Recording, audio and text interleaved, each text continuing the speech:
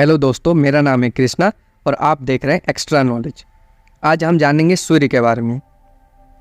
सूरज हमारे लिए बहुत महत्वपूर्ण है। वह हमें रोशनी और गर्मी देता है, जिससे यह धरती रहने के लिए एक सुखद और रोशन जगह बनती है। सूरज के बिना धरती बिल्कुल ठंडी और अंधेरी होती। यहाँ कोई भी पक्षी, पशु, पेड़ पौधे नहीं होते। लेकिन क्या आपको पता है, अब से 5 अरब साल बाद सूर्य अब से 40% ज़्यादा चमकने लगेगा। सारे सागर, महासागर और नदियाँ का पानी जल वाष्प बनकर अंतरिक्ष में उड़ जाएंगे और इस तरह धरती में जीवन का अंत हो जाएगा। आइए आगे वीडियो में आपको सूरज के बारे में कुछ रोचक तथ्य बताते हैं। चाहे दिन हो या रात, आप जब भी यह वीडियो देख रहे हैं या कुछ कर रहे हैं तो सूर्य द्वारा छोड़े गए 10 लाख अरब न्यूट्रॉन आपके शरीर से गुजर रहे होते हैं।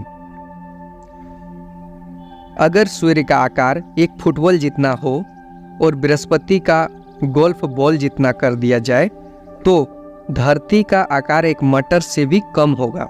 सूरज धरती से करीब 150 लाख किलोमीटर दूर है, लेकिन फिर भी प्रकाश की चाल इतनी तेज है कि सूर्य के प्रकाश को धरती तक पहुंचने के लिए 8 मिनट 20 सेकंड लगते हैं। संस्कृत भाषा में देखा जाए तो सूर्य को 108 नाम से जाना जाता है, जबकि विज्ञान की भाषा में इसे सोयल कहा जाता है। सूर्य 74% हाइड्रोजन और 24% हीलियम से बना है और बाकी का हिस्सा कई भारी तत्वों जैसे ऑक्सीजन, कार्बन, लोहे और नियोन से बने हुए हैं। सूर्य की बाहरी सतह का तापमान 550 डिग्री सेल्सियस है, जबकि अंदरूनी भाग का तापमान 1,31,00,000 डिग्री सेल्सियस मापा गया है। सूरज भारी मात्रा में सौर वायु उत्पन्न करता है, जिसमें इलेक्ट्रॉन और प्रोटॉन जैसे कण होते हैं। यह वायु इतनी तेज और शक्तिशाली होती हैं कि इसमें मौजूद इलेक्ट्रॉन और प्रोटॉन सूर्य के शक्तिशाली गुरुत्व से भी बाहर निकल जाते हैं। हर सेकेंड सूर्य में 7 crore ton hydrogen 6 crore 95 lakh ton helium में बदलती है और बची 5 लाख टन गामा किरणों में बदल जाती है। सूर्य के अंदरूनी भाग का घनत्व धरती पर मौजूद पानी की घनत्व से 150 गुना ज़्यादा है। सूर्य के केंद्र से जो ऊर्जा उत्पन्न होती है उसे इसकी सतह तक आने के लिए 5 करोड़ साल लगते हैं। अगर सूर्य के केंद्र से एक पनीर के टुकड़े जितने भाग को धरती की सतह पर रख दिया जाए तो कोई भी चट्टान और कोई चीज़ इसे धरती के 150 किलोमीटर अंदर तक घुसने से नहीं रोक सकता। तो आकर्षण की अगर बात किया जाए तो सूर्य का गुरुत्वाकर्षण धरती से 28 गुना ज़्यादा है। मतलब कि अगर धरती पर आपका वजन 60 किलो है तो सूर्य पर यह 1680 किलो होगा। धरती की तरह सूर्य ठोस नहीं है, यह सारा का सारा गैसों का बना हुआ है। जैसे हमारी धरती अपने धुर्रे के समक्ष 24 घंटे में एक चक्कर पूरा करती है, ऐसे ही सूर्य अपनी धुरे के समक्ष 24 दिन में एक चक्कर पूरा करता है।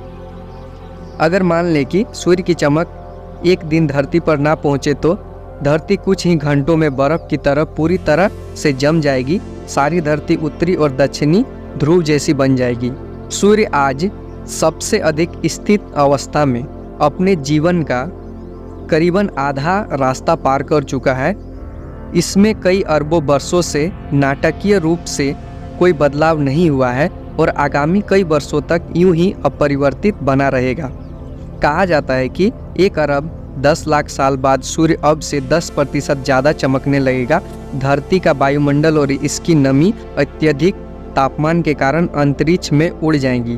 अब से 5 अरब 40 करोड़ साल बाद सूर्य से सारी हाइड्रोजन खत्म हो जाएगी और सूर्य धीरे धीरे खत्म होना शुरू हो जाएगा। एस्ट्रोनॉमी और एक्स्ट्रोफिजिक्स के जानकार मानते हैं कि अगले 5 करोड़ साल तक सूर्य को कुछ नहीं होने वाला, लेकिन इसके बाद सूर्य की ऊर्जा कम होने लगेगी और यह बुध और शुक्र को निगल जाएगा। इससे सूर्य का आकार बढ़ जाएगा। ऐसा होने पर धरती का तापमान कई गुना बढ़ जाएगा, महासागर उबलने लगेंगे और जीना मुश्किल हो जाएगा और यही होगी पृथ्वी का अंत।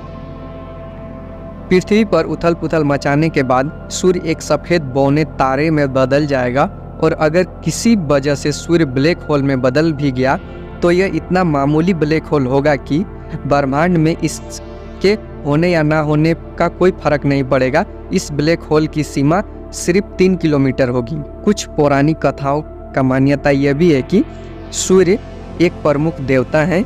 वेदों में कई मंत्र सूर्य के लिए हैं। यूनानियों ने इसे हेलियोस कहा है और रोमन ने इसे सोल।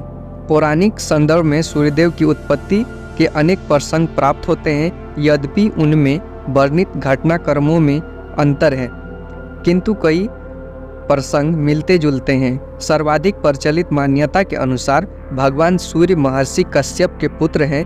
वे महर्षि कश्यप की पत्नी अदिति के गर्भ में उत्पन्न हुए।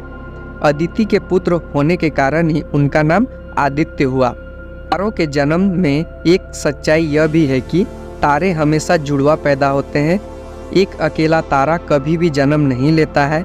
ये 3 और 2 के ग्रुप में होते हैं, लेकिन बाद में तारे अपने ग्रुप से अलग हो जाते हैं। तारा अपनी कक्षा में गति करता हुआ कहीं दूर निकल जाता है और अपने एक सौर परिवार का निर्माण करता है। सूर्य के साथ भी कुछ ऐसा ही हुआ था। आशा करते हैं आपको ये वीडियो बहुत अच्छी लगी हो। अगर वीडियो अच्छी लगी है तो लाइक, कमेंट और सब्सक्राइब करें। धन्यवाद।